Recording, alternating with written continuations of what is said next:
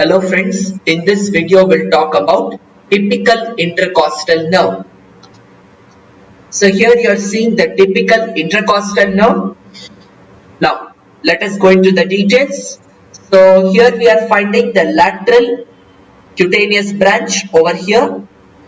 We have the muscles also, the subcostalis, here intercostalis intimi or intimus, okay.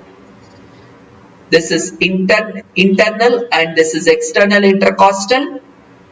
This is the anterior and the posterior intercostal membrane.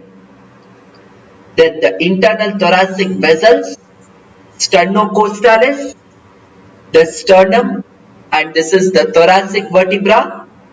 We are finding the anterior and the posterior cutaneous branches that will form like the end arteries here, and here. You are seeing that, okay. This is regarding the typical intercostal nerve and also here the intercostal nerve.